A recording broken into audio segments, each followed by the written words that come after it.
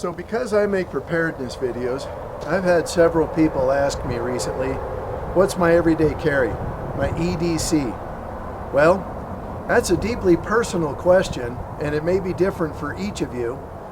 And until recently, I really didn't feel like we knew each other well enough to share that information with you. But no one can deny that things are getting rough out there, and only getting rougher. So I think we've come to know each other at a point where I'm willing to share what my everyday carry is. And I've got to tell you, I don't leave home without it, and I would never dream of walking into a commercial kitchen or a commercial bakery without my everyday carry. Hi, and welcome to Yeti at Large. This is a channel focused on making the most out of what you have, no matter where you're at. Thanks for tuning in and helping out. So yeah, we're having a little bit of fun today, but the fact of the matter remains, and this is an important preparedness angle. If you have a skilled trade, if you have a skilled craft, you have the tools of your trade. You need to be able to function light and on the road with that. Look at all these cabinet guys and tile guys and construction workers who have a skilled trade. They travel with all these big tools. Sometimes your tools can fit as simple as in this, and you can still perform an essential function while you're on the road. This is a key part of our preparedness series. I want to go over what my everyday carry is for cooking, because we all eat food. And then we're going to go into our featured ingredient of starches. And we're going to talk a little bit more about that, and we'll wrap up at the end with follow-up to see how you're doing on your 30-day mapping, your order guide, your PARs, and your favorite versus what you actually eat list. Come on, let's take a look. Having traveled to cook enough, I've gotten a pretty good kit of the things that I need when I'm on the road, that I'm more comfortable using my own stuff. Let's go down this very quickly. Handheld knife sharpener, a small pocket knife I use for oysters and other things where I don't mind damaging the blade a little bit. These are the covers I put on my knives. Just a basic paring knife, fillet knife, a simple chef knife, a good sharpening steel, a serrated knife, and a good meat fork. I carry a digital thermometer with distance read and a probe. That's a water meter, and those are test strips for my sanitizer solution. I carry 2 pastry bags, a large and a small, and I carry a very simple set of tips with plain or star, a couple of leaf, and a couple of roses with a coupler. This dowel is indefinitely useful in the bakery and the pastry shop, along with my homemade chocolate dipping fork. I made my dipping fork for truffles. This is a brush for produce and my nails. I have a rose fork for helping out with icing and pastries. I carry a few ramekins. It helps me portion my own stuff, and it keeps the tips and the other stuff in the toolbox. I carry my own leaf gelatin. I find the stuff that you will find in other people's kitchens is the powdered stuff, and that's garbage. A cut glove to protect against basic knife injuries, a small whip, and a small pastry brush. I carry a candy thermometer, a melon baller, an iced tea, not iced tea, but a tea infuser for making small pastries and other infusions. That's an apple core, that's a 5-hole zester and channel knife, tomato shark, a basic vegetable peeler, a small office hole punch, very useful in the pastry shop, a large can opener for opening number 10 cans and other items, simple pair of scissors.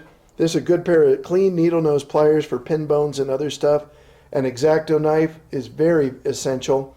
Plain round cutters, be nice to carry more, but I don't have the space to do so. I carry a Brûlé torch, but no fuel, just in case, because fuel is easy to get a hold of. This file is for sharpening my bench knife, a flat spatula, a medium offset, and a small offset. I carry my own chef hat because other people's hats and paper hats are lame. A bench scraper and bowl scrapers and a cake comb. These are really important. A pastry wheel, a simple juicer, heavy pair of channel locks for repairing equipment, bending broken and torqued out stuff, and dismembering large elk and whatnot. They're very useful. 2 scoops, I think I covered those already. And all that fits in this small little toolbox. And when I'm on the road, I know that I have the essentials that I need. And one of the most important items I did not cover is old-fashioned butcher twine. And I'm going to do a whole episode because nobody apparently knows how to use it. In the restaurant or the food manufacturing business, there's 3 ways you can make money. Sell air, sell water, or sell starches. You can't make a profit on protein. Look at how expensive sushi is, or a steakhouse. If you've been to a steakhouse lately, what did you pay for a real ribeye? It was probably astonishing. An identifiable cut of meat is profoundly expensive because a steakhouse has to run a food cost, meaning a percentage of the money that you pay for each meal, that percentage, what amount goes to food. A steakhouse is running a food cost percentage somewhere between 38 and 47%. They still got to turn the lights on, pay the staff, clean the floors, pay taxes, that kind of stuff. A bakery will run a food cost between 11 and 17% because bakeries are all labor. Traditionally, flour wasn't terribly expensive as a percentage of the meal price. So, and I'm only being slightly tongue-in-cheek with sell air, sell water. Think about bread. The volume is what, you get all that air inside of it, or a cake, or a mousse. That's a lot of air in there. Packaging, some of this packaging that I have here, and we'll go over it in a little bit, this ramen. The bowl is designed to hold the water, but the packaging, this makes this look like a giant meal when they're only selling you a very small percentage. They're selling you air. Remember, people eat with their eyes. Recent episode I just did, or a future episode, depending on when it gets posted, I talked about an experiment I did in culinary school where I gave people clear liquid flavored with cherry extract, and I gave them water with red food coloring. Almost everybody said that the red food coloring water tasted more like cherry than the clear with the cherry extract in it.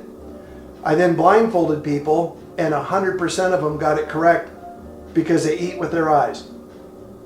So, selling air, and then selling water, broth, gravy, soups, anything to expand the weight and the volume of the purchase.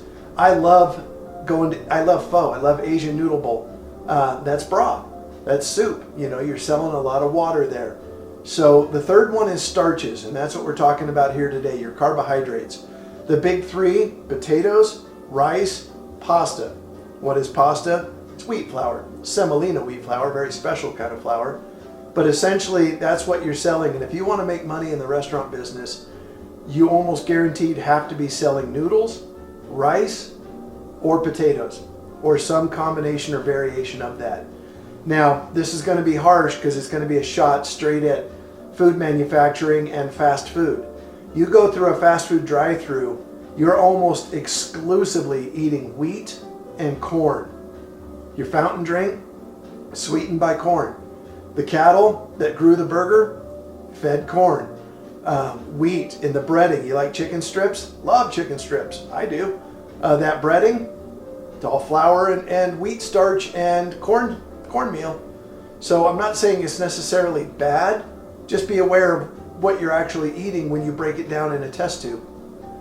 I think it was either Benjamin Franklin or William Shakespeare said that if bread is the staff of life, then beer must be life itself. Now, your body may react differently to different types of foods. I happen to thrive on carbohydrates. I've been skinny eating nothing but pasta, and I've been fat eating nothing but protein. So if you think you need protein to get going in the morning, then you probably do. But there is no substitute for a good, basic, balanced diet with whole, recognizable foods. Eat a potato. Eat a piece of broccoli. Eat a piece of fish. You can't go wrong with that.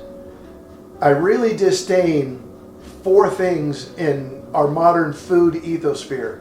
I disdained highly refined flour, and I'm still probably eating far more than I would like to or I'm aware of.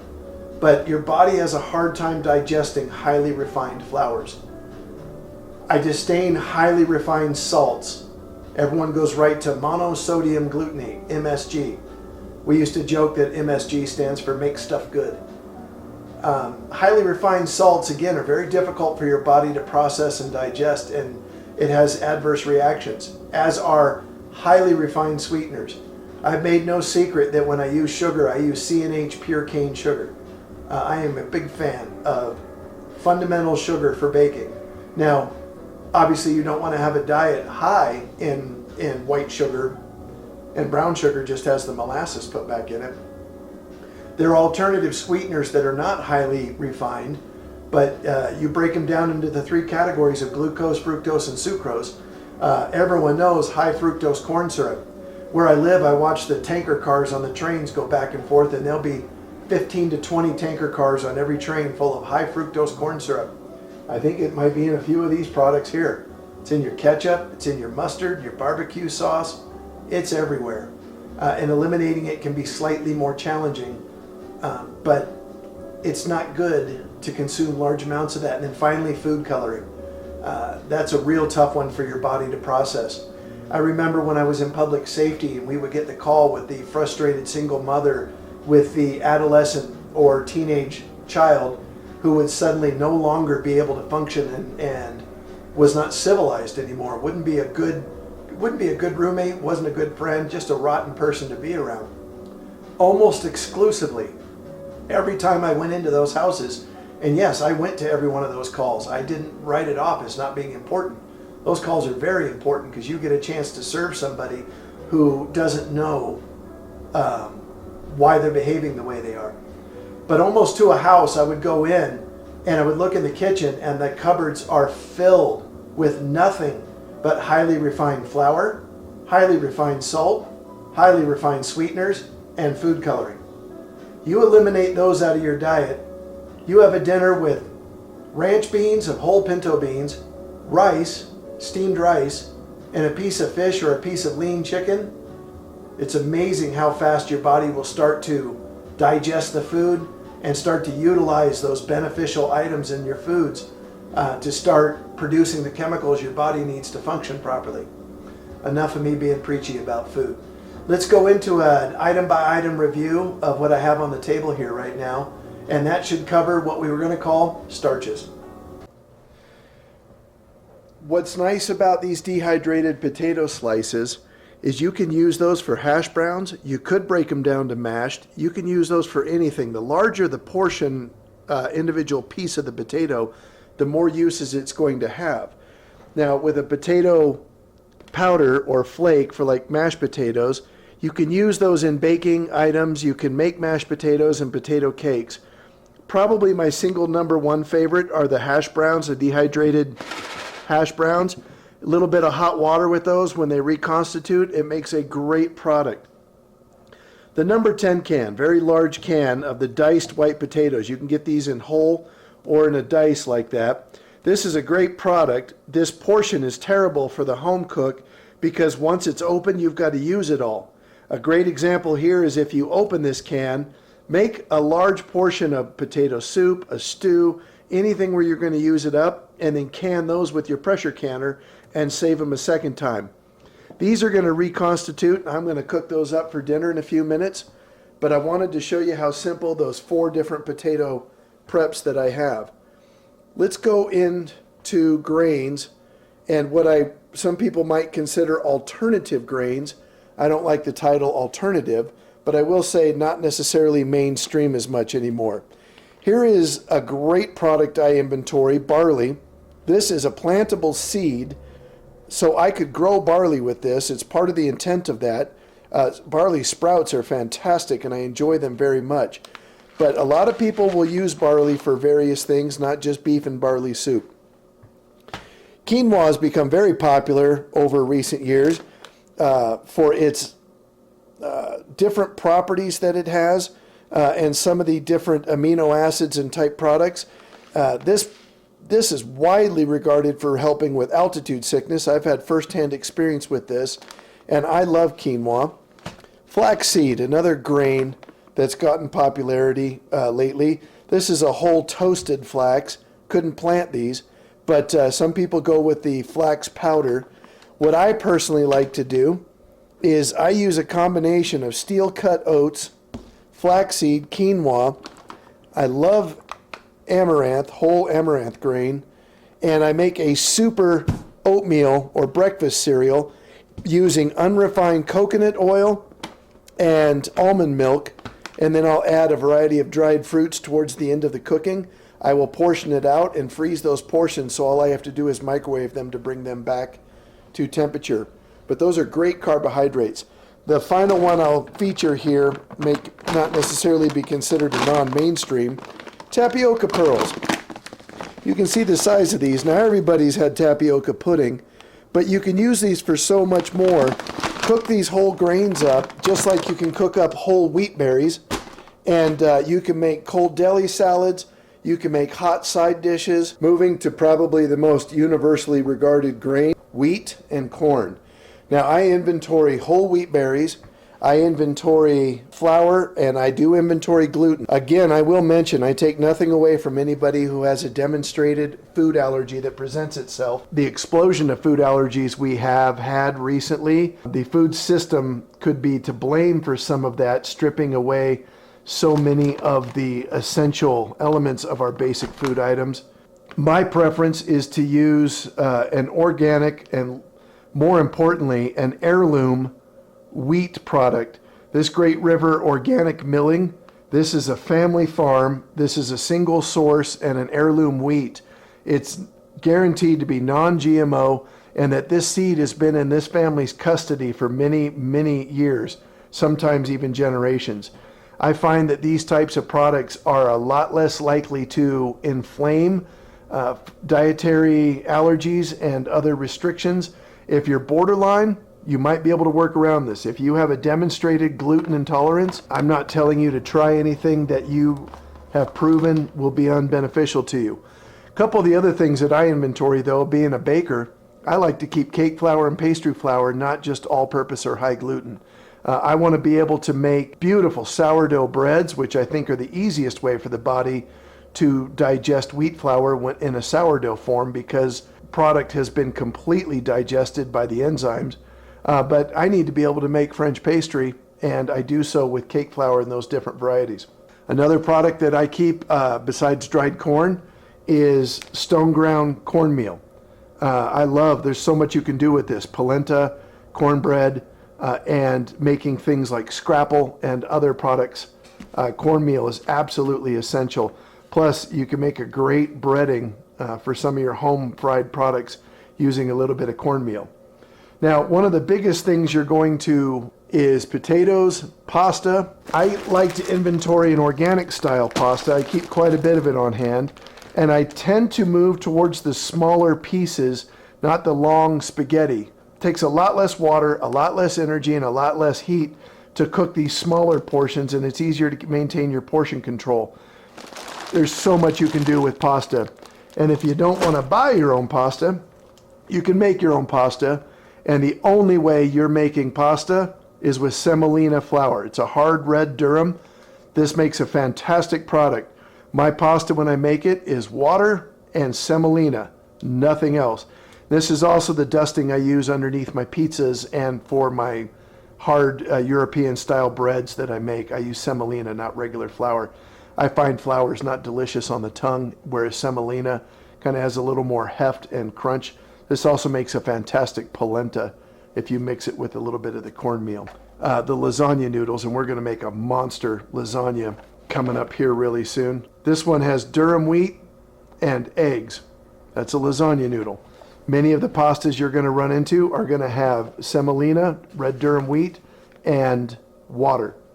Then you can also go to an Asian style noodle. I inventory several types. These rice noodles are fantastic for my pad thai. I will reconstitute those in cold water and then bring them to temp in the saute pan after they've been reconstituted to prevent them from overcooking. A couple of the other noodle products that I maintain or I inventory is just ramen. There's so much you can do with this. Now, obviously it's a microwave style dish here, but I can pour boiling water over this and have my ramen. I add all kinds of dehydrated or canned or frozen fruit. I can add bacon to this. I can do hard-boiled eggs. I can embellish this in a lot of ways. One of my favorite ways to prepare ramen is to put it in cold water the night before, let it come back to a reconstituted state, and then just heat it up in a saute pan with my elements that I'm going to add to that and make my broth that way. These are high in sodium, so be very careful with that, but this one advertises no added MSG. Cabbage is great with these, by the way. Another product I like to inventory along the lines of noodles is the mushroom and herb risotto. This one here is going to be pretty high in sodium and some other dietary elements that aren't going to be wildly popular, but this one is a great little product, and I also keep dried mushrooms and products for hard cheeses that will hold shelf stable for quite a while. Now we come to the king of all carbohydrates, obviously next to the potato, and that's rice. I inventory several different types of rice. I like to make sushi at home. I have a full sushi making kit. I grow my own ginger. I have good wasabi, and anytime I come across crab, shrimp, or a fish that's a sushi grade, I'll use a little bit of honey and a little bit of rice wine vinegar, and I'll make a lovely sushi rice. I use nishiki. This is my favorite. I know Calrose is wildly popular, but this is a medium grain, not necessarily a short grain, but it's a fantastic sushi rice. Beyond that, I do love jasmine.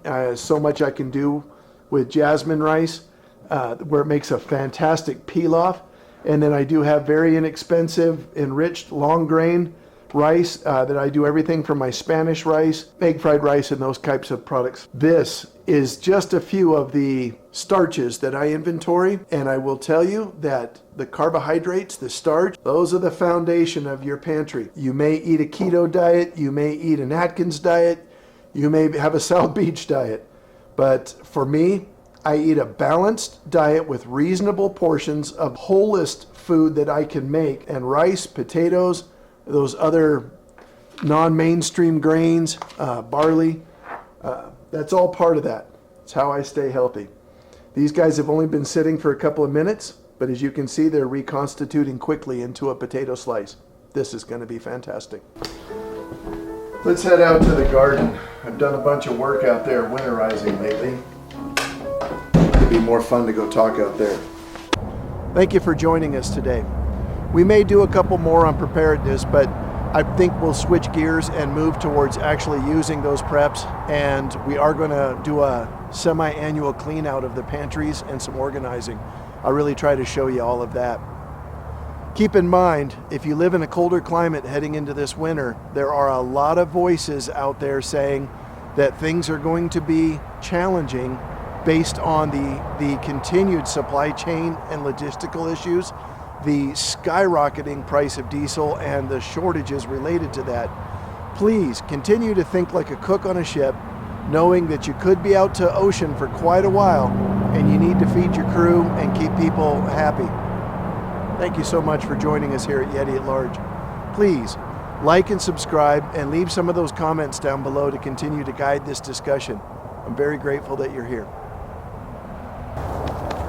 Yes. I know, we're outside. Are you a good girl? No, that piece of pumpkin is for the squirrels. There you go. We're gonna brush you out a little bit later. Yes, we are. That winter coat coming in.